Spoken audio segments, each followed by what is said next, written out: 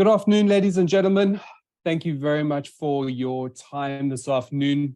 We've got a great panel and our lead presenter from Mobius Consulting joining us today. We're going to be talking about maturing your processes through swift automation. For the house rules today, we have our chat box. If you have any technical questions or issues that you have, please feel free to use the navigation bar at the bottom there to log any issues, and our team in the background will assist you accordingly. We also have a Q&A box. There is going to be a panel discussion at the end of today, so please prep your questions as we go through the presentation and the demonstration. I'm sure our expert panelists will be able to answer some of those questions. We also have an anonymous option, so if you ask your questions, you can ask with your name or in an anonymous fashion.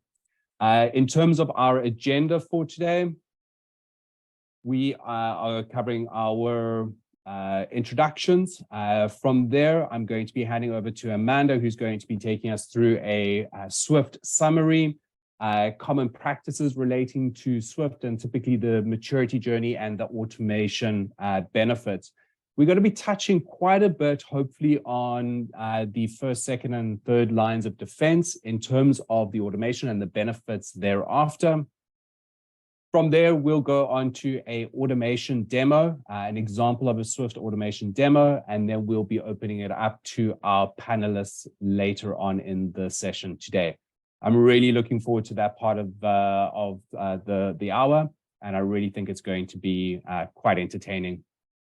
So on to our speakers for today. We're going to have Amanda. Amanda is a senior management consultant with Mobius Consulting. She's recently located to the UK and is a lead implementer for ISO 27001, as well as lead auditor. And I've worked quite extensively with Amanda, especially around information security. She has 13 years of experience in information governance, risk, and security. So yeah, I'm really quite interested to see what she has in store in terms of our presentation. In terms of my background, I'm the CTO of Phinity Risk Solutions, and really the last sort of 20 years have been culminating in me arriving in Phinity. And my mission at the moment is really to create risk and compliance platforms that are simple and accessible for everybody within an organization. So without further ado, I would like to hand over to Amanda, who will be taking us through to the next session. Thank you.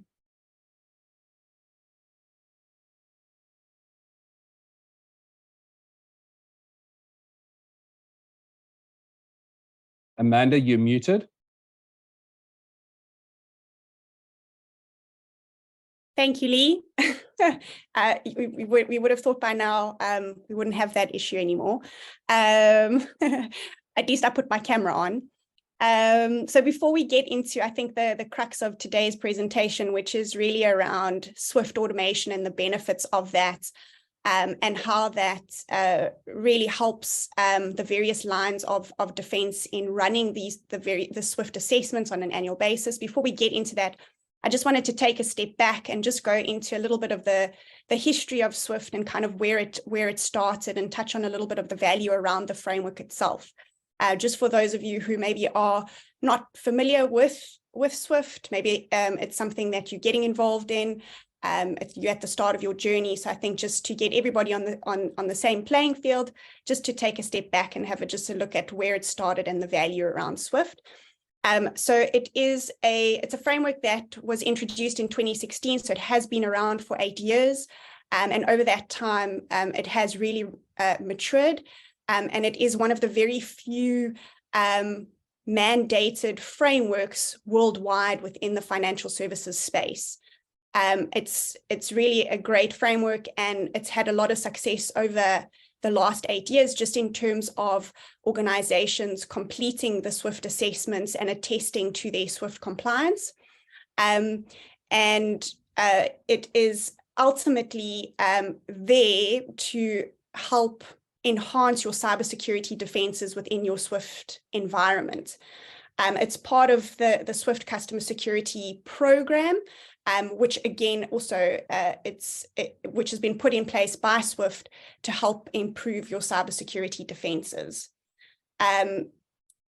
The independent assessment framework was introduced about 2 years ago in 2021, and this is ultimately where previously it was Swift would accept self-assessments, from the first line or from your payments platform team or from your Swift team. Since the introduction of the independent assessment framework, an independent assessment is now required. So this is kind of where we've come in over the last 2 years to help organizations provide that independent assessment. And so there's been a large uptake in terms of using third parties who have the right skills, who know the Swift framework, understand the Swift framework, but also understand the security controls within that and what that actually means. And I think in terms of the framework itself, other than providing you with the ability to attest to your level of security compliance from a Swift perspective, ultimately what it's aiming to achieve is helping organizations to secure their Swift environments, which means that you're able to have a view of who has access to that environment. How do you limit that access? So making sure that it's only accessible for roles that require that access based on their job functions, and that there is the capability of detecting and responding to any events and incidents if that were to occur. So when you look at the overarching objectives, linking it back to frameworks like ISO and NIST, Swift is almost supplementary to that or in alignment with those two frameworks. So it is something that can very easily, for the most part, fit into an organization's existing security control framework. It's not something that necessarily needs to sit in isolation. In terms of actually attesting, it is a requirement that this is done on an annual basis before the end of the year. So by end of December every year, that attestation needs to be provided through to Swift. And generally updates to the framework itself are made in July. So organizations are able to have a look at those updates and then ensure that the assessment is completed in line with any updates that are done by Swift in July. So that's just a bit of a quick history of Swift, kind of what it means. I think the key things here are that you do need to have an independent assessment, whether it's done by an external party or whether it's done by your second or third line of defense. It cannot be done by the first line. It needs to be seen as an independent assessment. It needs to be done annually, completed by the end of December, and ultimately it is about improving your cybersecurity defenses within your Swift environment.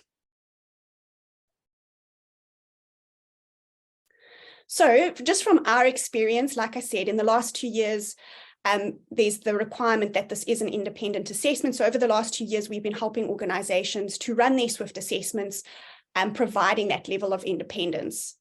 But what we're seeing is that the process is not being fully leveraged, especially the output of the assessments. And so what we're hoping to help with today is to get to a point where those outputs can be fully leveraged by your first, second, and third lines of defense, and ultimately the organization as a whole.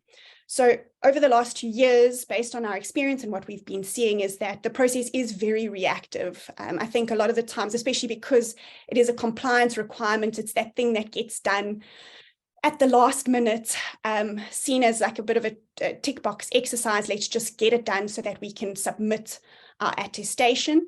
And, that's okay if the intention is just to comply and just meet those minimum requirements. But you're spending time, money, effort, resources on this process. So I think most organizations will want to get more out of it than just being able to attest to the fact that you comply to those Swift requirements. So currently we're seeing that it is very reactive. It's very dependent on certain individuals. which then leads to affecting the continuity of assessments. So individuals the following year leave, there's no record of what was assessed, who did what, and so we can't leverage off of those previous assessment results. And that creates a lot of admin in the process every year because you're almost starting from scratch every year. Control owners are not defined. So as you kick off the assessment, you might know what needs to be assessed. You might have a skilled assessor in place, but as you start to then run with the assessment, you very quickly realize that, hang on, we actually don't know who the control owners are and who we need to speak to get the assessment completed. So that's also one of the key points, is just to know who owns which controls, who are those key stakeholders, and to ensure that that continuity is in place so that year on year, if a control owner changes or somebody leaves, there's a kind of a continuity or handover that happens to make sure that there is always that person to talk to who's going to then attest to the controls. Probably the most fundamental thing in this list is the fact that the output is not fully utilized. So like I said earlier, it is being done for the most part just to attest that we meet the SWIFT requirements, but there's a lot more that can be gained from the assessment results, where first, second, third line, your security teams, your risk functions, your compliance functions are able to leverage off of the output of the assessment. So that is not being fully utilized. And then lastly, I've somewhat mentioned it, but the continuity of assessments is not in place. And because this is something that needs to be done annually, year on year, you want to be able to leverage off of what was done the previous year. You want to leverage off of those results. What were the gaps? What have we done in terms of remediation? Who are the control owners? What evidence was provided previously? And in doing so, creating a lot of the efficiencies within the process so that when it gets to the point of actually assessing, we're not spending time, figuring all these things out, running around trying to figure out who is the control owner, who did we speak to last year, where are the working papers saved, where is the evidence saved, etc. So that's a lot of what we've sort of seen over the last 2 years, and that sparked the idea of, well, let's look at how we mature this process. How do we take away a lot of the admin intensive aspects of the process so that the responsible stakeholders can focus on what they need to, which is, your payments platform team or your SWIFT team, focusing on what the real risks and issues are from a security controls point of view, allowing them to focus on that rather than focusing on running the process itself, but focusing on getting the assessment done so that we can get to a point of knowing what the risks within our SWIFT environment are. So leading on from what we're seeing currently, that really takes us to the initial level of maturity. So in the previous slide, like I mentioned, that means it's very dependent on individuals. The process is not well defined and it's very reactive. So that's almost the current state of what we're seeing. But we can very quickly, get to a point of that optimized level of maturity if we firstly get to a point of having a well-defined process. And that's the critical success factor in terms of automation. So firstly, knowing what the process is and having that well-defined, and within that, knowing the various roles and responsibilities as part of the process across first, second, and third line of defense, and also who those control owners are and what are their responsibilities. If that is set, well-defined, it allows for the automation to happen. It allows for us to leverage off of technology solutions, which are there to help us manage the process. So again, using the technology to manage the process so that the individuals can focus on the output of the process and really make informed decisions about the risks within the Swift environment. So getting to that quantitatively managed level of maturity where the process is predictable, it's there, it works, it just runs. And that allows us to actually measure the output of the results year on year. So again, the assessment needs to be done annually. You're able to compare the results from the 1 year to the next year through that technology solution or through a Swift assessment platform, rather than, again, being reactive, running around and managing the process, and ultimately having a process that is data driven. So the data within the platform is able to trigger the assessment at the right time, trigger a controls review with the right control owner at the right time, instead of, every year July comes, okay, now we've got a plan for this whole assessment. That driving factor happens automatically to trigger control owners to attest and respond and provide their evidence automatically. And in terms of also being data driven, it's about leveraging the output of the data that is then stored within a central repository in a technology solution, where that data is centrally managed, the reports are centrally managed, and the individuals are able to review those reports, have a look at the data. That's what they really want to do. That's what your second and third line want to do. Yes, they want to check evidence, etc. But you want to be able to look at the results of the assessments again to identify those risks and make informed decisions around what remediation is required and how do we improve our security controls. And then from there, we get to a point where the process is fully optimized, and we can then focus on continuous improvement and how do we make the process more efficient? How do we further improve? And how do we integrate what we're doing into the rest of the organization? So taking it to that optimized level of maturity. So ultimately, when we look at where we're going and we look at the levels of maturity that we're trying to achieve and getting to that automated level of maturity, there's a number of benefits that we can obviously gain. And this also touches on some of the challenges or the common practices that I highlighted earlier. It's almost the reverse of that. So with having a well-defined process, with having that technology solution or some level of automation in place, we're able to firstly have visibility of our security controls over time. Almost at the click of a button, you're able to see what the results of the past year's assessments have been. What does our security posture look like within the Swift environment?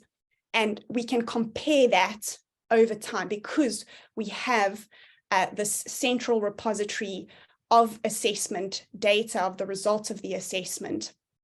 In addition to that, we're able to build in an audit trail so we know who did what, when, at what time, at what period was a control executed, and the evidence of that assessment as well is stored in the form of an audit trail to link back to when certain controls were actually run. And so through that, we're able to then focus on improvements, and that is for your first line, giving them the ability to focus on improvements, like I said earlier, rather than managing the process. So they're able to focus on the output, focus on the risks that have been identified and addressing those risks. And then I mentioned the continuity of the assessments. And lastly, I think in doing all of this, we're creating a lot of efficiencies. So I think a lot of the time the Swift team are running this process, and as well as your second and third line, whether it's your risk team, your compliance team, or your internal auditors. They're running this process, spending a lot of time just collecting, gathering information, figuring out who to speak to. Whereas with getting to that defined level of maturity and ultimately that level of automation, we're creating a very efficient process. So instead of the team spending time on the admin of the process, they're spending time on the output and making informed decisions. And so we are saving on costs in terms of shortening the process, making the process a lot quicker, a lot more slick. And then also getting the added value of being able to focus on the risks and what remediation is required.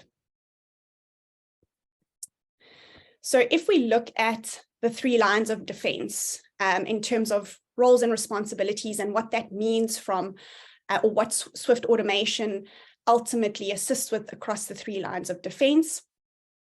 So if we look at the first line of defense, they are there to implement the controls within the Swift environment. They implement the controls. They obviously need to complete the assessment to obviously highlight what is in place, what is not in place, upload whatever evidence is required, and remediate gaps. But that's what their focus should be. It should be implementing controls, completing the assessment, remediating gaps, not running around with all the admin of figuring out who to talk to, what did we do last year, etc. Again, having that centralized platform is going to enable the first line to focus on what they need to focus on. Then in the second line of defense, they are really there to obviously do that check and challenge to make sure that what your Swift team in the first line have actually done, or what they've said they have done, it can be validated, can be attested to. And really that second line is there to report on the results and highlight what the risks are and what the non-compliances are. So that for me is the key, that's the key output, because again, going back to the objectives of Swift and the framework itself, it's being defined to help you improve your cybersecurity defenses. So if we're not looking at the risks really, and we're not looking at the non-compliances, then it's a lot of wasted time and effort, other than getting the value of saying we've attested to the Swift controls.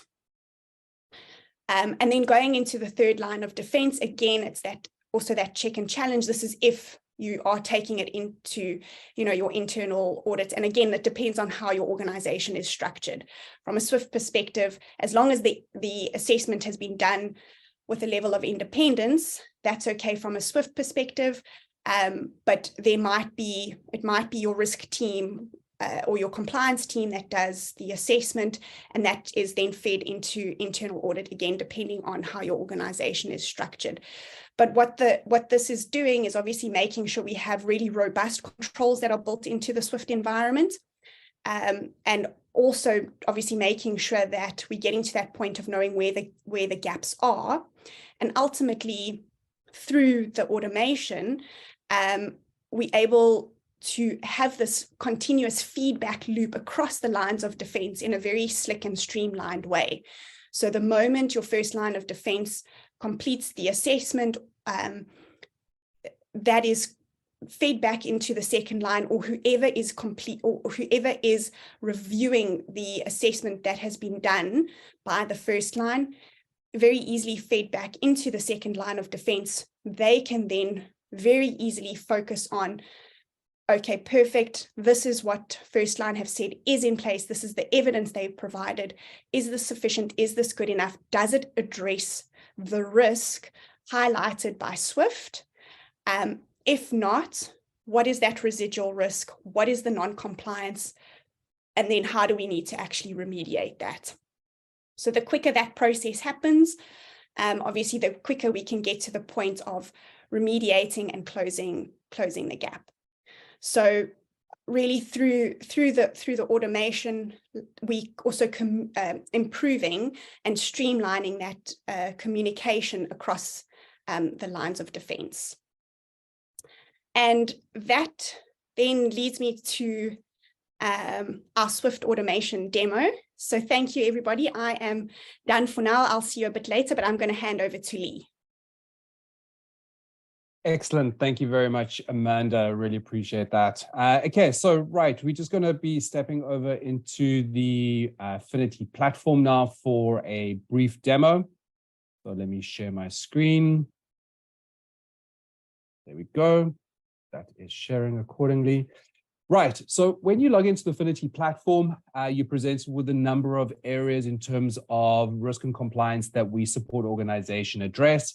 As Amanda said, we're going to be focusing in on supporting organizations manage Swift. So when you log into that particular part of the platform, you're presented with a risk entity onboarding, your registry structure, which will house all of your Swift controls, your assessment management, which houses all of your assessment campaigns when you're going to be sending out controls assessments to the control owners for them to provide information and evidence of compliance, or essentially second line. It will also take you through to the check and challenge from a second line perspective. And then from an overall viewpoint, third line will then have access to validate and ensure that first and second line are actively implementing the controls as they have identified. So that will happen in the assessment management. And then finally, just from a reporting perspective, we'll dive into some of the reports.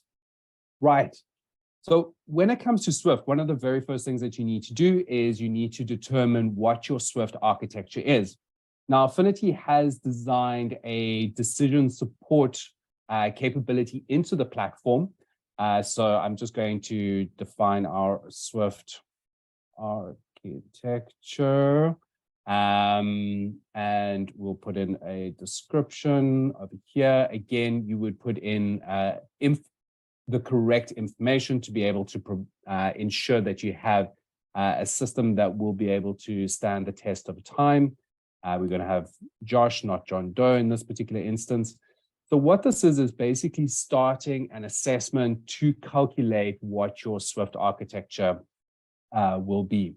So this assessment has a number of options. And again, this is actually, if you go and have a look at this Swift documentation, this is one of the first steps. And you need to answer these kinds of questions to be able to determine what your architecture output would be. So in this instance, I am going to select no to a Fin user. And you can see that the platform incorporates a skip logic. It's one of the expert system capabilities of the platform. The next question is do you own your own communication interface? And I'm going to select yes in this instance. And again, it just reduces the amount of complexity that one needs to do in order to determine what your architecture is in this particular instance. So I've now submitted the first part of an assessment that you would typically put in place. Let me just hide those quickly. Hide video panel. So we would then just, in terms of our next step, we would go into our registry. Based on our registry, we will now be able to confirm. We'll be able to confirm what our architecture is in this particular instance. So based on our first step, we've identified that we have an architecture A1 type. So based on that, we have several mandatory, I believe 25, and advisory, 10 advisory controls that would be typically implemented with an architecture A1 type. Now that we've determined that, we've determined what our controls are. The next step is to be able to actually get these controls to the control owners for them to provide their evidence, to provide information relating to the appropriateness and the effectiveness of these controls that have been implemented in within your environment. So Phinity again allows for what we refer to as a campaign. And that campaign is the ability to correlate all of the controls into a single campaign, which then can be tracked over time. Each one of those controls relating to that campaign are then housed within that single campaign. You'll be able to track and trace the completion of that campaign and each one of those controls within that. You'll have a start date and end date. You'll have automated reminders. You'll also be able to specify the types of designs around your questionnaires. If you want evidence provided and all the rest of it, the standard Swift controls does have that in place. So in this instance, what we're going to be doing is we can see that this particular control, which is the vulnerability scanning, has not been answered. So in this instance, we're actually going to send a reminder. Again, this is something that you can actually do from the Phinity platform, override the standard automated reminders that are here.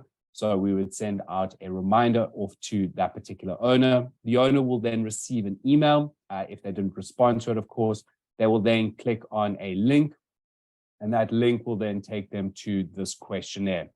This is all a control owner gets to see. They don't even need to know about the whole administration, design, configuration, all that kind of stuff. They just need to see this.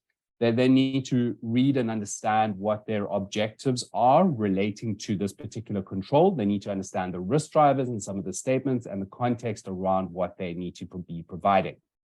Once they understand that, they can then provide information relating to their control. So let's just say vulnerability for general enterprise IT services.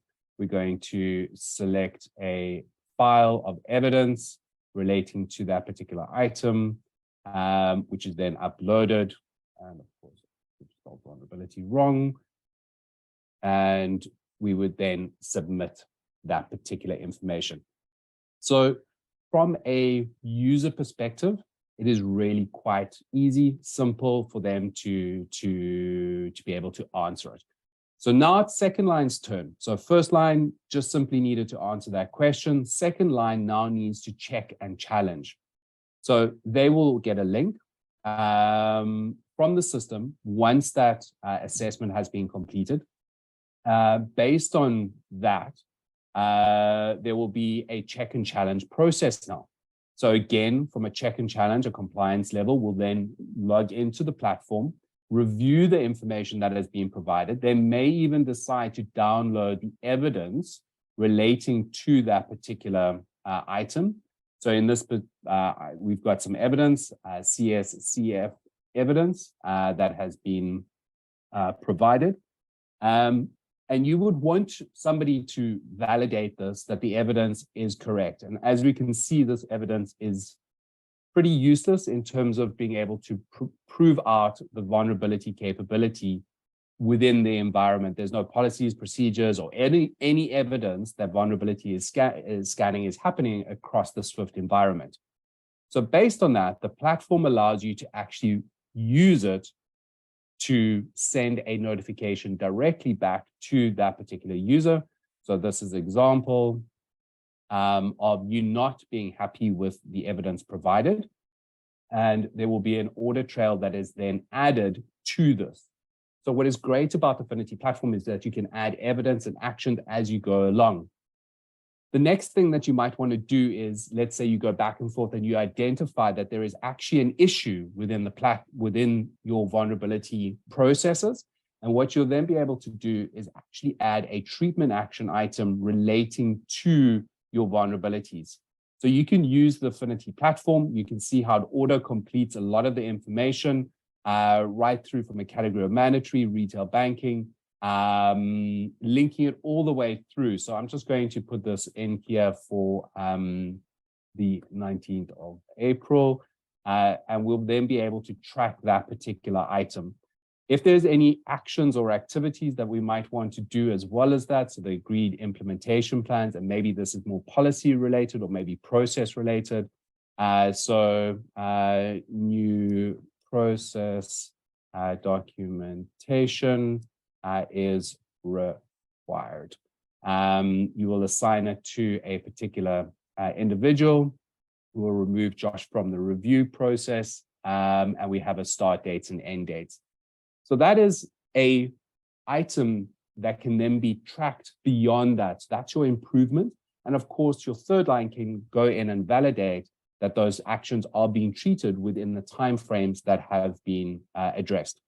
So let's assume for a moment that we have now completed this. We've identified that for all intents and purposes, there is room for improvement, but we are happy to close this particular item. So in this instance, we have now gotten to an outcome of compliant. We force closing it for a reason, improvement relating to process is required.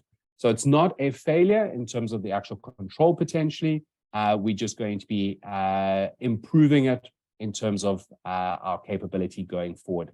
So that allows the first line to provide evidence, second line to provide validation, the check and challenge, as well as identifying improvements, as well as validating with first line and second line in an auditable manner to be able to, from an audit perspective, anyone can then come in and see that communication all the way through to its conclusion. So the last three steps in terms of our Swift demonstration is relating to our dashboards. So these are just some high-level dashboards. So as I mentioned, we've got our 25 mandatory controls. We've got 10 advisory. Currently, we are still waiting on 11 for that particular campaign. We've got 10 in review, and we've got 4 that have reached conclusion. We can also add in additional pie charts and or column charts, and you can use this as you so wish. We also have a full open API, which allows you to extract information, or you can also use our open API to actually add specific risk items into your risk register. One of my favorite reports is the RAG report. So this is a view in terms of that Swift controls assessment. What this is doing is taking all of those different controls that have been assessed and responded to, and presenting them to you in a red, amber, green report, where you're able to then also add risk items to a treatment process directly from this particular point as well. Again, it's not something that you have to do. You can do it from the standard check and challenge, but it is a really nice place just to get a view in terms of your aggregated risk and compliance. Finally, just in terms of our risk log, what is really great about the platform is that, again, you use this grid-based system, and you can use that to basically calculate and determine what are your treatment actions that would be related across your entire environment. So in this instance, I have filtered in on Swift, but I can also extrapolate all the way out and bring in other risk items and or audit items that would be related to any kind of treatment action within your environment. Right, that brings us to our conclusion for the demo portion of today. So I'm going to stop sharing for a few seconds and invite our panelists to please join me. Amanda, Luca, and Candice. Welcome, welcome, welcome. Thank you very much for taking the time. So firstly, ladies first, Candice, if you wouldn't mind unmuting and giving us a quick overview and an introduction to you and your background and your credibility around Swift, really. Not a problem. Thank you so much, Lee. I'm Candice Jamson, and I'm a senior managing consultant from the Cape Town office at Mobius Consulting South Africa. And I've been involved in numerous Swift independent assessments, basically from both an internal assessor as well as an external assessor for the last couple of years. So I hope that my insights can be of some value today to all of those who are attending. And then just some wider background or experience. Started out as an external auditor, then moved into internal audit, and then ultimately into risk before moving out from my corporate shell into more of a consulting space. So that's just a little bit more about me outside of the Swift space. Thanks so much. Excellent. Thanks very much, Candice. And Luca, over to you, if you can give us a quick intro. Hi, everyone. I'm Luca Cotton from Investec Bank PLC in the UK. I'm a product owner and team lead in our One Payments platform. We look after multiple gateways where our organization makes payments, and Swift is one of those gateways in our stack. The Swift CSP is a very important part of our roadmap every year, and we really put a lot of effort ensuring we're compliant year on year. I've been working on Swift and other related apps for the last 5 years, and that includes the CSP element of Swift as well. Thanks, Lee. Awesome. Luca, don't go too far. I'm going to hit you up with your first question. So I think we've been talking really around Swift and automation, and we've just seen a demonstration of a potential solution. But in your experience, what do you feel are the immediate benefits of Swift or any kind of automation, but predominantly around Swift automation? So, I mean, Swift CSP has really become a yearly event on our organization's roadmap.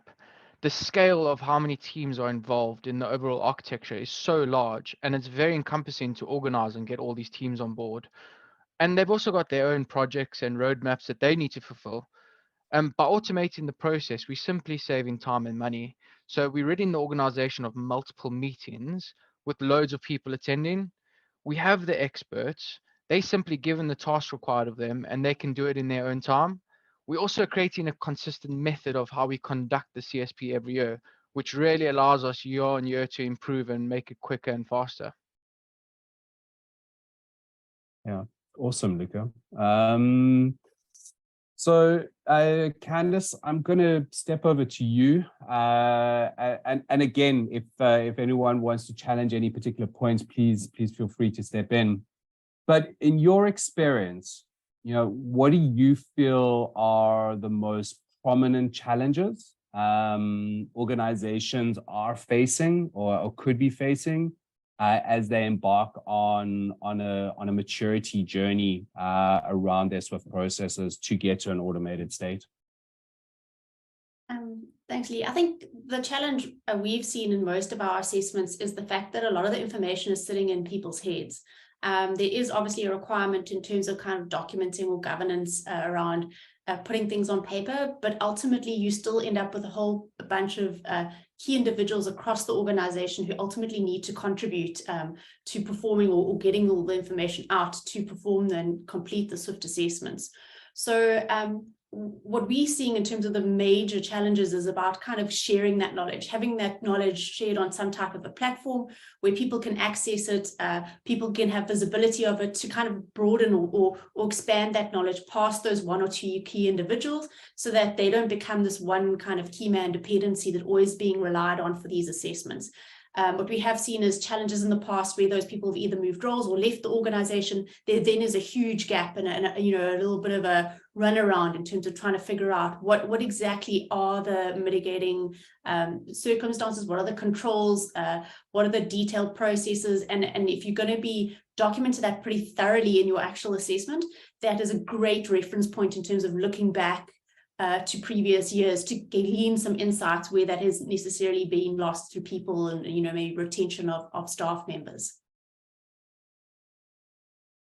Yeah, I think Candice, you raise a great point because within large organizations there is often a lot of churn, even if it's in a department level or whatever the case may be. So that knowledge is not often retained, and I think that talks to one of the risks of not automating. So, Luca, I think this maybe comes, it ties into maybe what you were saying. So the question that I have for you is, how do you, in your role, how do you actually motivate for the investment into an automation tool? How do you go about doing it? What do you think the blockers are? And do you think there's appetite? And again, you can kind of think about it from a sort of an industry perspective in terms of appetite for automation, because we understand what the potential risks are. Yeah, I think if you can show real benefits in how much time you save and how you're creating more time for your employees to focus on adding value through improvement recommendations, then it's a no-brainer.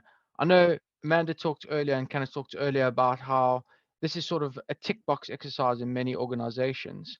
But now when you create that automation and you've got that in place and you're creating time for the key people that have actually got the knowledge then to go and improve your security status, that's really important. So I think that's where, if you can justify that, then you're going to find the budget to make the investment.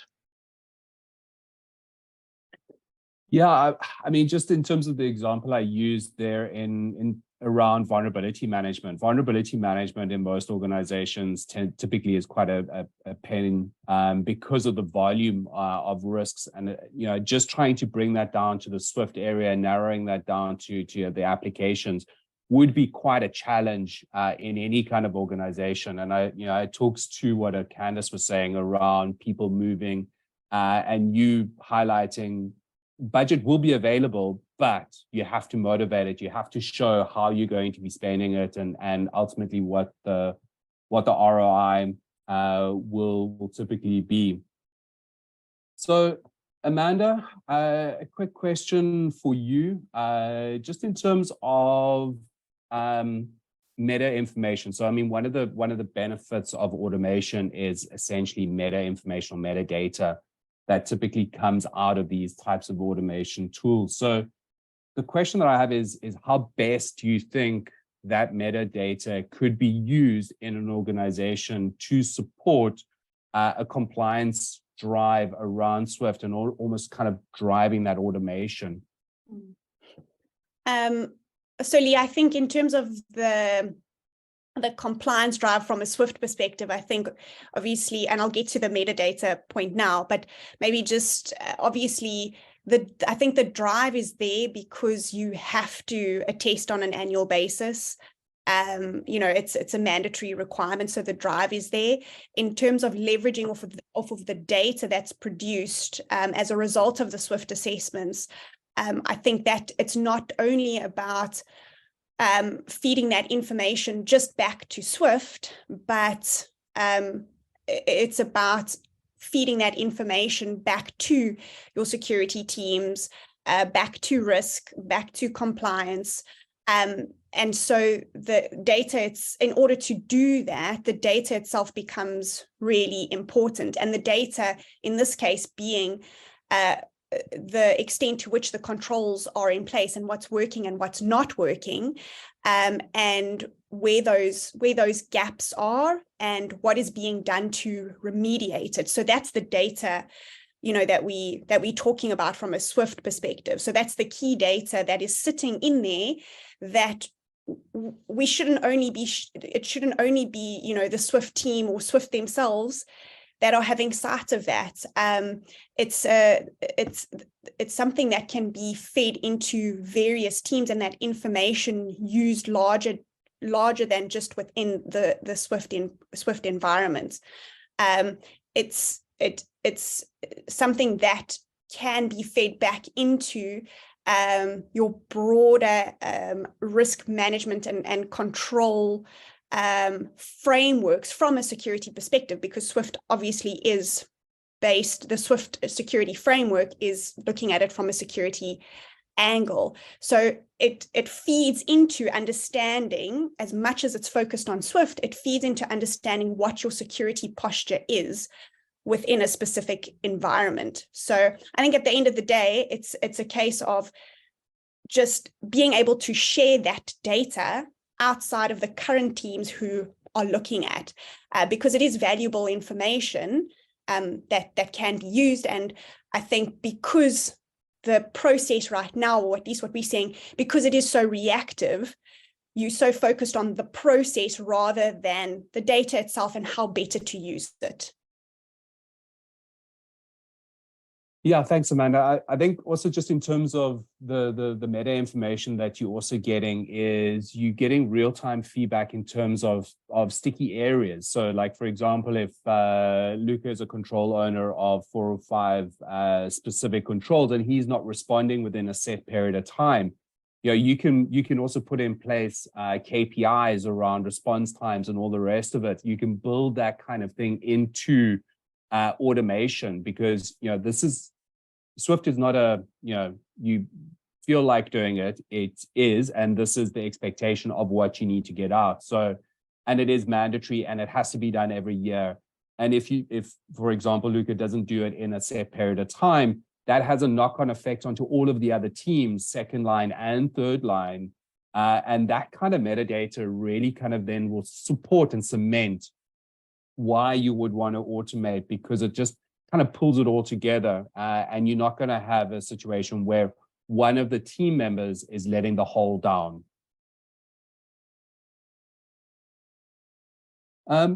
Luca, kind of a follow-on question to you, because as I mentioned, as I asked you earlier, is like, how would you motivate for automation and that kind of stuff? But how would you then integrate Swift automation into your existing tech stack, into your existing processes, into your existing teams? Because yeah, there's a bit of change management in there. There's a bit of culture stuff in there. But what, in your experience, what do you think would be the best approach to kind of bring this in? So from a technology standpoint, I would say a SaaS solution is the best way to go. It needs to be completely independent of our internal infrastructure. But we still want the ability to integrate and map into, let's say, our email workflows or how we communicate as an organization. Because I don't expect people to go in and just go into the tool every day and not be informed, So it needs to have some sort of integration in that sense. And we really just don't want the hassle of a full-blown implementation on premise. As you know, like with all the cloud providers now, we're moving more and more towards the cloud and less towards our data centers. So it's really important that we don't have to look after any physical infrastructure on the back end.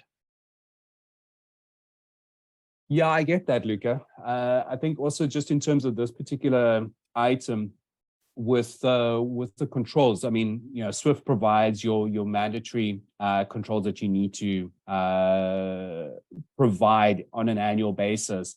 Technically you could run that within an Excel spreadsheet. So, but it ties in with additional resources and time like that. So the thought process is, as you said, take a SaaS solution that can be automated, that ties in with your emails, that has the same kind of look and feel in terms of your way of working. And that's really as complicated as it needs to be. I would probably say one other thing in terms of integration maybe is if you can bring it into some sort of aggregated dashboard, security dashboard, SOC dashboard, something along those lines. Use that meta information to bring that in. So I think that would probably be an area that might be of interest. Yeah, and I think also the importance is around, now we're also storing our organization's data with your organization. What's the security from your aspect, like in terms of how you store that data? Is it secure? I think that's a really important question that a lot of people will ask. Yeah, agreed. I think one other thing, just, I think also just in terms of integration potentially, and you're also talking on the storage side of things, is also just keeping a store of all of that evidence, as you said.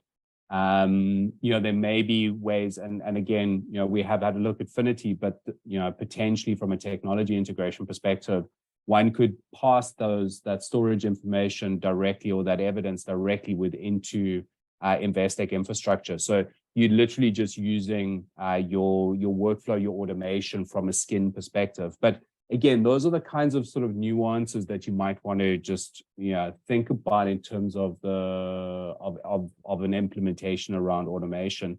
But I agree with you. It's SaaS, especially for these kinds of outside validation, because it just provides that.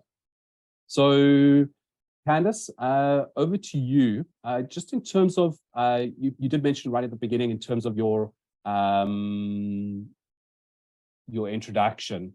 So around being a risk specialist, or stepping across into being a risk specialist. So the question that I have is how do you feel, or should it be, I'll leave it up to you, Swift assessments align with your overall risk and compliance management strategy? Thanks, Lee. I think it's obviously with Swift and a lot of other kind of compliance requirements, they stem from either industry best practice or kind of guidance in terms of what people are and what, you know, thought leadership is around how to best protect your data or your information. So in terms of it, you know, fitting into a wider kind of risk management process, what you'll end up finding is that although there might be very specific or nuanced questions within something like a Swift assessment, there are overlaps and there can be leveraged access to, you know, a visibility of what you might be seeing in terms of maturity in that specific framework, but how that might relate and overlap to other key controls that you might be monitoring. So in a previous life, was involved in almost doing a bit of almost like a CIS benchmark dashboard to the executives to surface, you know, red, amber, green in terms of the risk exposure to, you know, very core kind of, you know, detect, respond, assess methodology and specific core controls. But like you have in your one example is that vulnerability management is something which is core, and you'll find that in an ISO assessment, you'll find it in a NIST assessment, you'll find it in a Swift assessment. What you're able to do is almost kind of roll up everything. So in the Swift space, it would be a very kind of, if you're following a risk-based approach and it's a compliance thing, you'd be very much focused on that environment and the maturity of those specific controls in that space. But it ultimately would roll up into your wider patch management for your whole entire organization, not just in the Swift space. So I think a lot of these things are almost lots of bits and pieces and lots of different views, but ultimately that can culminate in a very good, you know, enterprise risk view of your cybersecurity or your information security. So I think it just forms part of that and gives you more ability to integrate or have that visibility of the results and how they fit into your wider kind of compliance or your wider governance maturity within an organization. Excellent. Thanks very much, Candace. So this, in terms of our timing, we've got sort of 3 minutes left. So if anyone within our audience has a quick question, I'm happy to pose it to the panel. But I have one final question. This is to everybody, just taking into account we do have a finite amount of time, so please be succinct with your answers. So in terms of emerging trends relating to automation and also Swift, you know, where do you see the industry going? And then, you know, how do you implement essentially a technology that will maintain its level of compliance? So I'm going to start with Amanda. Nice question, Lee. So I think in terms of emerging trends, and I'm actually going to answer it from not purely a Swift perspective, but I think what in Candace's last point that she was making now is how the controls from whether it's Swift, whether it's NIST, whether it's ISO, are very complementary and often the same. So I think that almost where I see it, or kind of a trend, is going to be how do we integrate all of these controls across, whether it's your Swift environment, you know, regardless of what environment is, but how do you pull all of that together to ultimately get to an overall security risk view across your various environments. And I think the best way to do that is going to be through a centralized platform to integrate all of that information and have the ability to have that centralized view. So I think that's a trend I see. I would love to see that happening. I mean, for me as a security professional, I would, you know, love to be able to kind of see that holistic view of an organization across the different environments, regardless of what framework you're using. What does our security posture actually look like? Candace? I think from my perspective, it's just automation is there to reduce kind of menial, mindless tasks. So in the Swift specifically, Swift assessment specifically, I think the trend is automate whatever you can to reduce, you know, the fact that I've got to maybe as an assessor set up 900 meetings, align diaries, send emails to harass people for evidence. That is what I'm seeing like the real benefit in the Swift environment around kind of automating the process is that those mindless kind of menial tasks where you're wasting money on resources to do those kind of things when they could be focusing on actually performing the assessment or actually adding value in terms of improving on the content of recommendations. And Luca, finally. Yeah, I'd just like to follow on what Candace said. Like as a user of the Swift CSP and somebody that attests to it, I'm being asked the same questions a lot of the time by second line, by third line, by interested parties. So that's wasting my time explaining the same concept to 3 or 4 different people. So now by having it in one place and having it automated, that's really making my life a lot easier. Awesome. Thank you very much, Luca, Candace, and Amanda. I've brought up our contact us page. So as I mentioned, Amanda is in the UK. She's recently relocated there and is heading up Mobius Consulting UK. So if you have any questions, needs, wants, or requirements relating to maturing your Swift processes, implementing automation, please feel free to reach out to her. If you have any questions again about Phinity, you can reach out to me directly as well, and my contact details are there. I want to thank our panelists again for joining us, taking this time. Amanda for all of the preparation. Thank you, and have a great day further.